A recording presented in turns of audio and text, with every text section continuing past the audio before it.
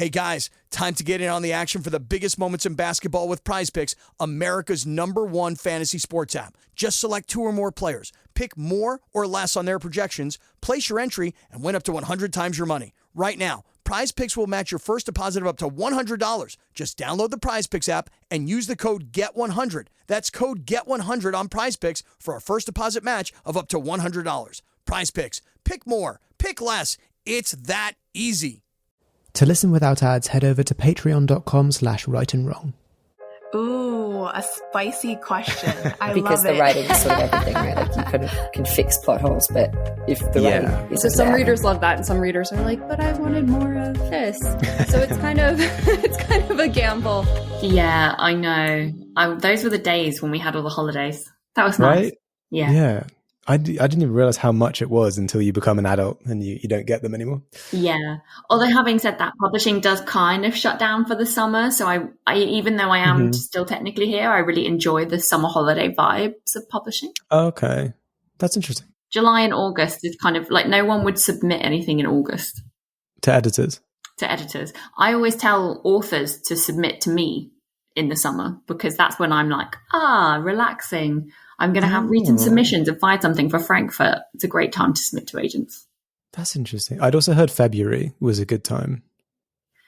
February for me is wild. Like that's when I normally sign stuff kind of in the quieter period. I mean, this just might be me. I don't know how other agents work, but I think I sign stuff a lot over the summer to kind of get ready for Frankfurt. And then after Frankfurt, when it quietens down again in the Christmas period, I find I sign stuff in November that then I go out with in sort of February, March for the next round of book fairs. That makes sense. That makes sense. Yeah.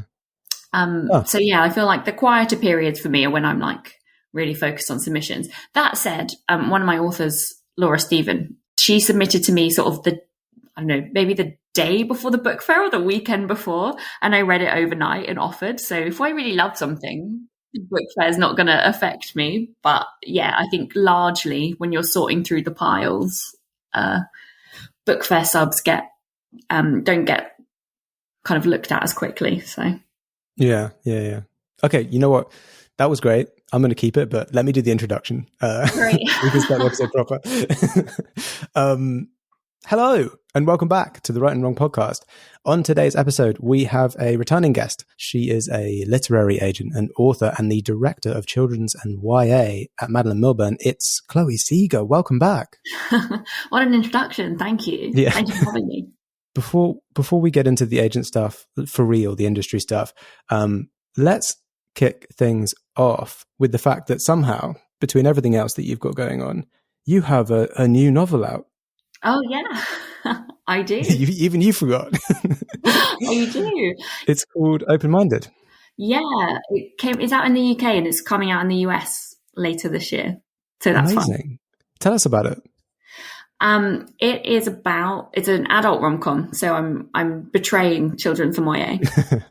So it's about these two women who are kind of in opposite situations. So you've got Holly, who has been with her partner for 9 years, and then her boyfriend, out of the blue, she thinks he's going to propose, and then he asks her for an open relationship.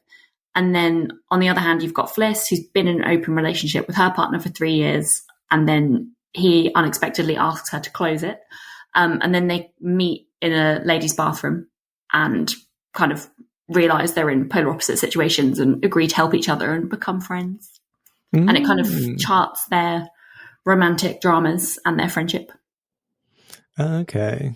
That's such a fun and unique set of circumstances to set your kind of story and your hijinks up. It was fun to write. It must have been quite a departure because your previous novels, the Em and Ash stories, very much YA and for younger audiences. Yeah, I feel like even though it's a kind of older audience, it's similar stuff. I mean, I like writing about messy, funny women. So whether I'm writing about them for teens or, in their late 20s, that's the vibe is similar. Okay. Was it strange for you sort of stepping outside of the YA market, which is obviously one that you're very familiar with in like various capacities, and kind of moving into an adult space? Yeah, it was. I feel like I've sort of grown up alongside my writing, so not too strange because I do obviously read adult books on my own time as well. If I just read, I love children's and YA books, but if I read them all the time, I might start to emotionally regress to school age. Yeah. So I do. Because I my reading taste outside of work, I'll read some. I love an adult rom-com, so it didn't feel like too much of a departure. But I think it's the kind of stuff where I'm like, oh, I'm allowed to swear or like talk about sex, and it's fine. So that was interesting. I guess it offers like a kind of degree of separation where if you're writing in that space, you're kind of working in a slightly different space, and you don't have as much crossover. Yeah, absolutely. I actually find that, I mean, I still love to read children's and YA on my own time, but it's also nice to read stuff that doesn't feel like work. So I've become a real granddad in my reading taste. I read a lot of like nonfiction these days. I just finished Unruly by David Mitchell, the history of England's kings and queens, which I know it's David Mitchell, but still made me feel like a granddad. And I'm reading Why We Sleep by Matthew Walker. And before that, I was reading like Empire of Pain and Bad Blood. So yeah, like really the kind of, I've gone down a nonfiction rabbit hole a little bit recently. But that's interesting. I mean, a huge change of pace from YA and MG as well. No, it's nice then to feel like you're not at work. But I also have different reading habits for different formats. So I've been listening to a lot of stuff on audiobook recently, just because, again, like it's something you can fit in when you're walking around or on the tube. And I think nonfiction really lends itself to audiobook. So I've been listening to a lot of stuff. Yeah, I can understand that. You're not, but this doesn't signify any kind of idea that you might be starting an adult list. Absolutely not.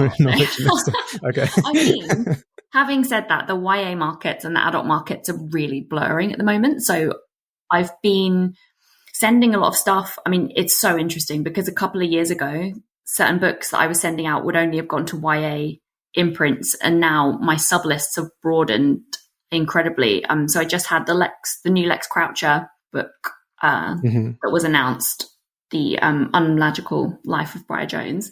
So that ended up going to YA and adult imprints. And actually, in the end, we did sell to Galance, which is an adult imprint, but they're being published by Wednesday Books in the US, which is very much crossover. And we had 10 publishers in for that, and they were both adult and YA in. So it's happening more and more. I've got something at auction at the moment that we're expecting the first bids in for tomorrow. And again, like it's just sold in a big preempt to an adult imprint in the States, but we had YA publishers interested as well. And tomorrow I've got pretty much an even split of YA adult people landing. So I think that market is really becoming quite blurred. Which is kind of maybe not great for YA publishers because all the adult publishers are coming in and stealing YA authors. But I think it's great for YA because it's really broadening the reach. Yeah, and I want to pick up on a couple of things you mentioned there. First of all, crossover. I am still not entirely sure what that means. Like, where does the one end and one begin, and is like its own thing, or how do you define crossover? It's so hard to define. It's different for every book. So, for instance, with Lex, it's again, they're one of those writers where it's actually really hard to pigeonhole the writing because the humor, there is like a lightness of touch and a humor which feels very young and almost, and there's nothing super sexy in it. It's like a 12-year-old could read it. But also I think that especially with the new one, it's that kind of Harry Potter, but make it queer and like kind of, political takedown, kind of making fun of establishments like Eton and political satire that kind of make it quite grown up. So I think for that book, it straddles a lot of different lanes, but the tone can still be quite young. But I think, people in their 30s will love it as well, for lots of different reasons. And then the one I've just gone out with, actually, I would say is maybe quite YA in certain ways in the content, but then the tone is quite sophisticated. So I think it could just be different for each book, but I know crossover when I see it. Is that helpful at all? I think so. What I'm getting from that is that it's different, but you can identify in that it's to do with the themes, the subject matter, the characters, and the kind of style and the voice. Yeah, the tone. Yeah, exactly. They can kind of be from either adult or young adult in any combination. But if both are present and they're merged together, that's crossover, kind of. Yeah, exactly. And I think sometimes I get something in which I feel strongly, depending on the concept, should be aged down or up. And then there's certain things. So, for instance, with Laura's recent adult deal, because obviously she has a YA publisher already, we wanted to make sure that the books were really distinct because we want there to be a different audience there. And I think actually then we ended up kind of adding in some stuff to make sure that it was definitely adult. So that there'd be some crossover in the audiences for Our Infinite Fates and for Silver Cloak, but that they wouldn't be kind of competing with each other too much, or that it wouldn't feel like they weren't distinct from each other. I think it can be harder now for authors to be setting up a YA strand and an adult strand when there's so much crossover in the readership. So for instance, like I think the first draft of that, it didn't have a kind of pleasure, pain-based magic system. And then we read the first draft and I was like, I think we should age this up. And then Laura came up with that idea, which was incredible. And I think definitely made it something that couldn't be published on a YA list. Okay. That's interesting. But tonally, Laura's work this tone of this definitely is older, but I think her tone often sits in that kind of crossover space. So trying to age down one of her strands and age up another can be more about content.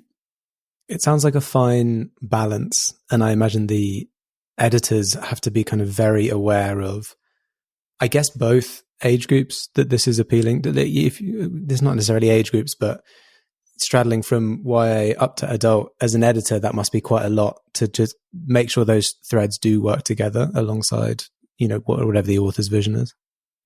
Well, I think it's easier for adult publishers to publish down because they are not kind of trying to establish, I guess, a trusted brand with the schools and libraries market. So, with an adult publisher publishing YA, I guess they have room to make it a bit older in a way that they're not then necessarily saying, oh, teenagers should be reading this, but teenagers can still read it. Whereas I think it's really difficult for a YA publisher maybe to be publishing stuff on a YA imprint that has some of that older content in it, because then, you're going to teachers and parents and librarians and saying, this is fine for teenagers, which isn't kind of necessarily true. Although they might be reading it, it's not something, some of these things are not something we can actually market to them, whether or not they choose to read it in their own time, is kind of makes a lot of sense outside of us. But I think that's why we're probably going to see a lot of new adult imprints spring up, maybe from children's publishers as well. Okay, so is new adult the same as crossover? Yes, I would say so. I think it's just a term that fell out of fashion for a while and now people are using it again. I hear it being bandied around now.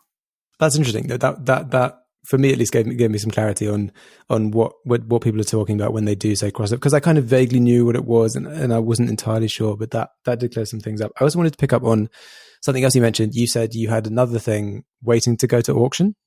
Yes, I've got about 10 offers coming in tomorrow for something, so that's fun. This is Bologna Book Fair time. So my question actually is more about the logistics of anyone who goes on the bookseller, you read about these very exciting deals that will go to auction, however many it is.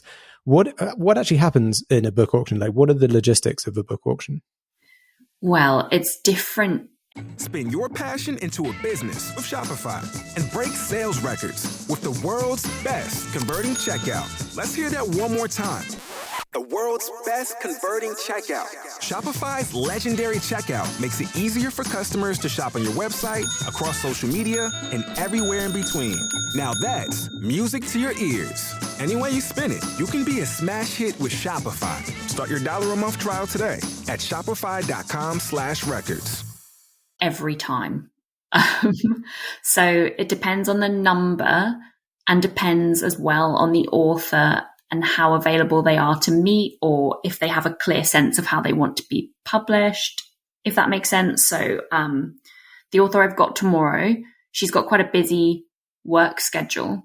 So we've got space for 4 meetings on Tuesday. So we'll be whittling kind of 10 plus offers down based on the first offers to 4 meetings. So people will be knocked out based on their opening bids. Okay.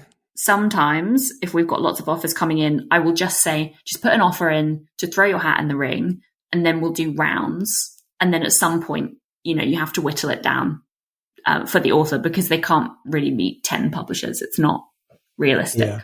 Yeah, that makes sense. Then what we do as well when there's that many in is, obviously it does become about money to some degree. The finances are going to be a factor, but we always reserve the right that the author can pick the publisher they want to go with, even if their offer wasn't financially the highest.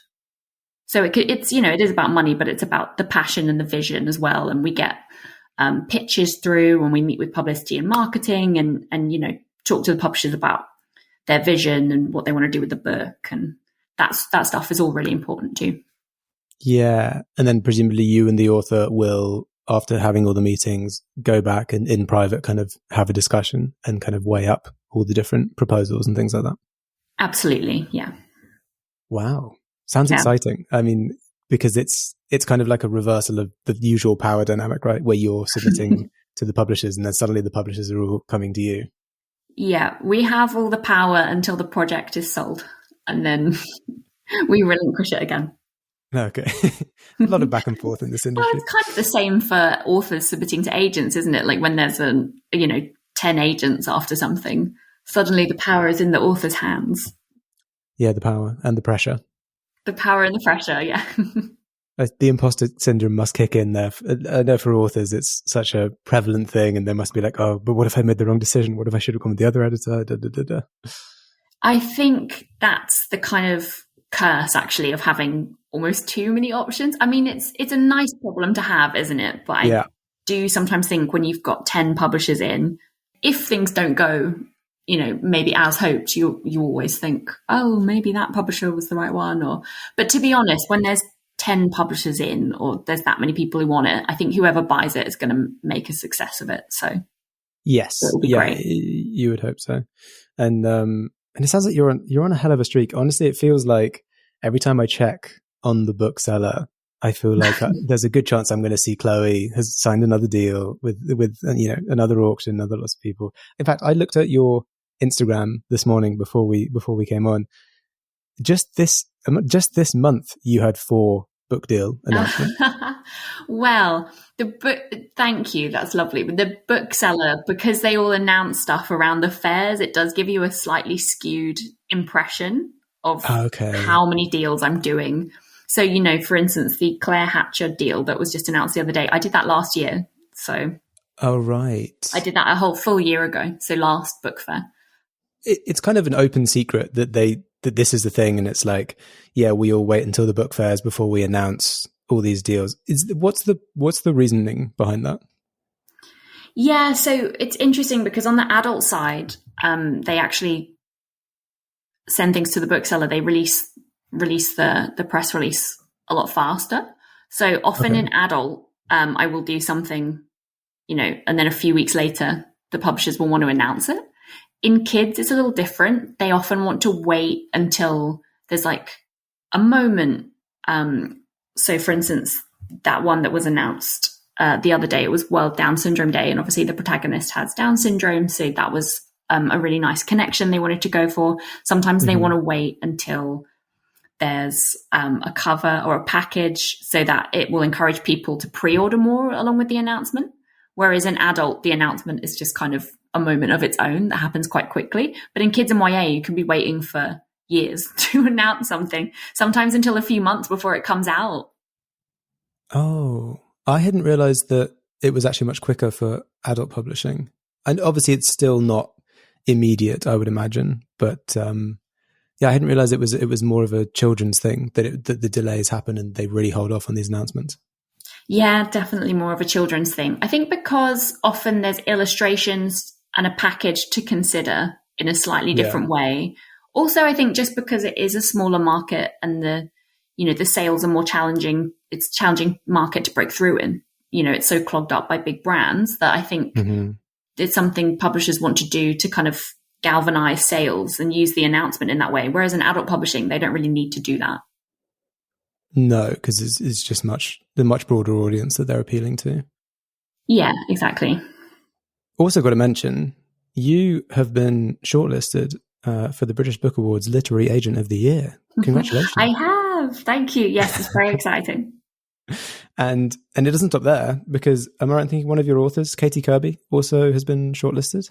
Yes, Katie Kirby is indeed up for Children's Book of the Year, which is very exciting. I'm really happy for her because those books have been selling like hotcakes actually since 2021. So it's great to see her kind of getting this recognition now. Yeah, I mean, it's amazing. All this success, and I did mention at the beginning of the episode, but when you first came on, you were literary agent at Madeleine Milburn. You are now director of children's and YA at Madeleine Milburn. You are on an amazing trajectory. When did we do the last podcast? I can't remember. I think it was 2 years ago. 2 years ago. Yeah, I feel like a lot's changed in 2 years, actually. It might have been more than that. Yeah, it was a long time ago, for sure. Things have definitely skyrocketed in the last couple of years. It's been busy. I mean, the industry just itself has changed a lot too. I've heard a lot about the kind of how big audiobooks have become in the last few years versus like physical books, and like ebooks are getting bigger and bigger every year and things like that. Definitely. I think we probably have the pandemic to thank for that with audiobooks, maybe. And then I think, and I mean, for me in particular, the rise of YA has just been incredible to see over the last couple of years. Yes. Yeah. And a lot of that's to do with TikTok. Yeah. And things I was selling at a kind of a certain financial level that if, a couple of years ago, if I sent out now, would get much bigger deals. It's really interesting. That's so interesting. And just a reminder that so much of this industry is about zeitgeist and having the right story at the right time, not just for like the publisher or the whoever it might be, the editor, but for the kind of, for the world, for the market. Yeah, absolutely. And trends come around. I mean, I've just been in publishing long enough to see a few cycles at this point. So okay. It's so funny, like stuff of 5 years ago that we were all like, no vampires, and now everyone just wants vampires again. So it's I have heard that. Yeah, it's been long enough since Twilight that vampires are back. Vampires are back. Yeah, it's official. Going back, speaking of when you first came on, it's been a long time since then. I imagine you will have signed a number of authors between then and now. Do you know roughly how many authors you represent? Gosh, how many did I have last time we spoke? Do you remember? I don't know. I don't know if I even asked, to be honest. But I imagine it would be a lot fewer. It's been at least 2 years. Yeah. I think now I have somewhere between 40 and 50. Okay. And as your list grows, does it make signing new writers and stories more difficult? Is it kind of a much greater consideration? Yeah, it does. I think realistically, I sign less people now, but I'm still always the kind of agent who's always going to be on the hunt for something that I really fall in love with, because signing something, pulling something out of the pile, finding something you really love and you think can go big is one of the most exciting parts of the job. And it's a part I love. It is something that as you have clients, to look after, more clients to look after, you have to do less of, but it's still something I love. I just have to be a bit more considered about it now. So I would say now I kind of look for one thing per book fair, really. So I would say, and like limit yourself there. Yeah, exactly. So this year, end of last year, I took on 2 new authors who are my kind of Bologna books, a middle grade and a YA, just because I really fell in love with both of them. And then I haven't signed anyone this year, but I have space for something I really love at Frankfurt. So if I find something for Frankfurt that I'm obsessed with, I'll go for it. I think it's nice for me. I'm in the position where I don't have to be signing stuff now. Mm-hmm. So if I don't find something for Frankfurt, that's also fine, but I have the space for something. It's so interesting that you are like planning ahead to reserve space in your kind of schedule and your list for, it's like, oh, I can fit a book in now. So if I find something, I'm allowed to put it on the list, that's such a funny, it's also not something I really thought about before, but yeah, I guess you have to be sensible and practical about that kind of thing when your list is large now. And I guess you're at a point where it's not necessarily about how much you like something. Obviously that's important, but you might not have the right shaped kind of space in your list because you can't be competing with yourself, basically. Oh yeah, absolutely. And it's tough because as an agent, your taste is your taste. So it's like, because we've got the Whisperwicks launch party tonight and that's out tomorrow, which is really exciting. And I love kind of gothic middle grade, like in that kind of area. Obviously, because I have Jordan, it's sort of that thing of I can't have too much stuff in that, but I can't be, as you say, kind of cannibalizing my own sales. So it's more about finding stuff that is sort of that I love because I love that space, but feels a bit different to the stuff I've already got. Yeah. Which is quite a hard line to tread, actually. Yeah, I can imagine so. Because I got an advert the other day on Instagram, and Instagram's figured out that I like fantasy. And it gave me this advert for this book, which I'm assuming was self-published. And it said, Mistborn meets The Name of the Wind. And any fantasy readers listening will know that those are two books that are remarkably similar. This is like describing a movie as James Bond meets Mission Impossible. And to me, I was just like, but why would I want that? You know what I mean? Yeah. Like both of those exist and they're both great. Why would I want something in the middle of that? Yeah, true. And I guess that's what you're thinking about when you're looking at things where you're like, I can have two things which have similar themes and similar kind of concepts, but as long as they're distinct enough. But they can't be exactly the same. I mean, exactly. It's so funny because, Maddie B pointed out to me the other day, she was like, you love a demon pact, don't you? All your books have demon pacts. And then I looked and I was like, oh my God, you're right. I've got like 3 demon pact books coming out. And then I was like, all right, no more pacts with demons for me.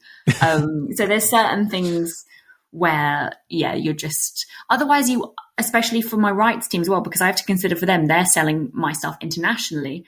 I might be able to find a publisher who missed out on something I sold. For instance, this book tomorrow, there's 10 publishers. Obviously, only one's going to get it. There'll be 9 people who might want something in that space.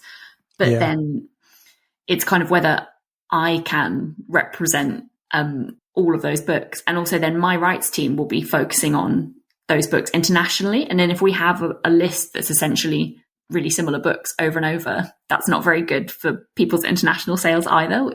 And I think actually authors don't really see that in that side of things. I mean, no one thinks about the kind of international rights side of it when they're subbing, but that's also quite an important piece for children's and YA and all books really, but yes, especially kids and YA.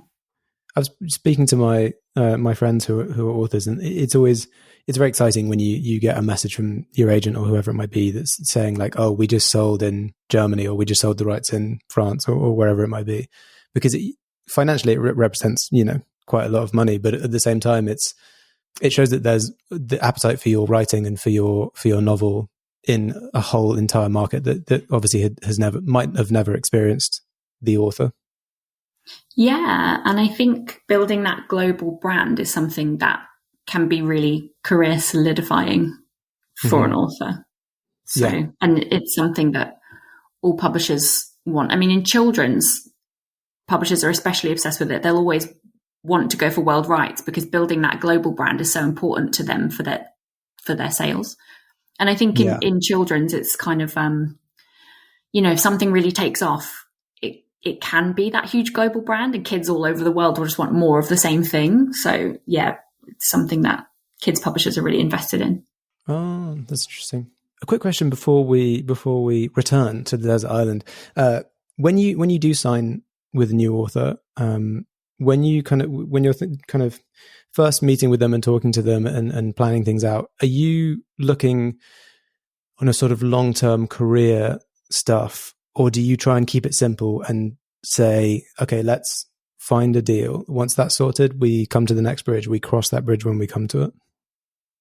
I definitely like to know what people's ultimate career vision is, and then that's how I could help map a way, towards that. I think, for instance, with Laura, I always knew she wanted a YA and an adult strand set up, so that I needed to know that in order to, we didn't send her YA to adult publishers and we didn't send her adult to YA publishers, so we kept the strands very distinct.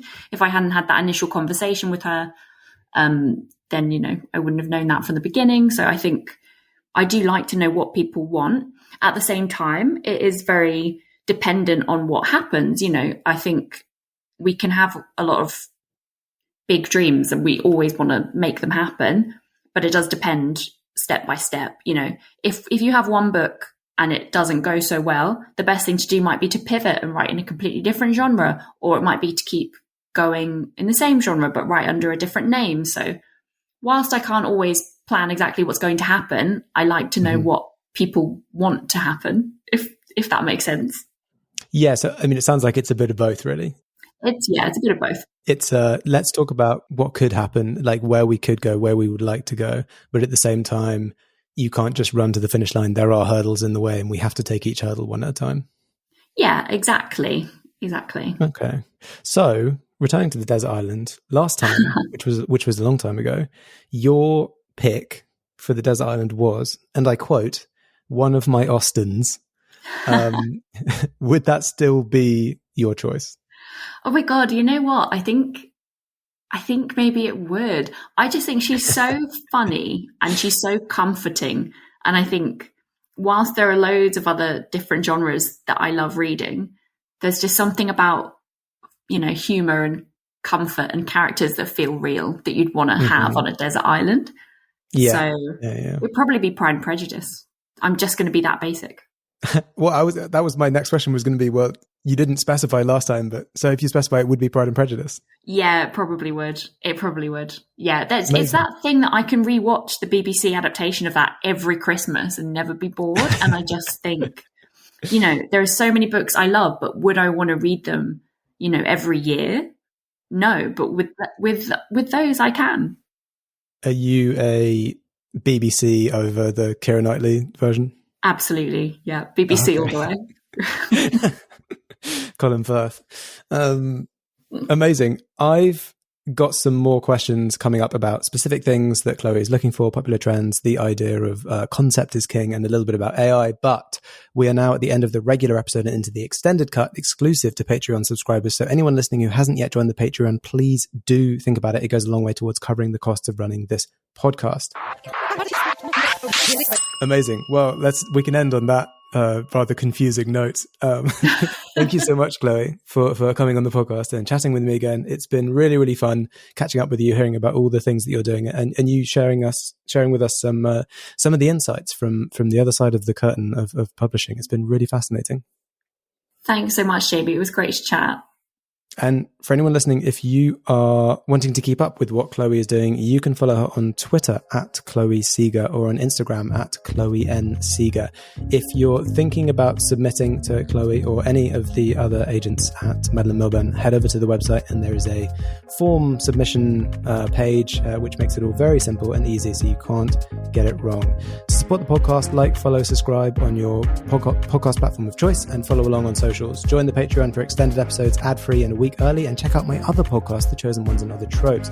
Thanks again to Chloe, and thanks to everyone listening. We'll catch you on the next episode. Hey guys, time to get in on the action for the biggest moments in basketball with Prize Picks, America's #1 fantasy sports app. Just select 2 or more players, pick more or less on their projections, place your entry, and win up to 100 times your money. Right now, Prize Picks will match your first deposit of up to $100. Just download the Prize Picks app and use the code GET100. That's code GET100 on Prize Picks for a first deposit match of up to $100. Prize Picks. Pick more. Pick less. It's that easy.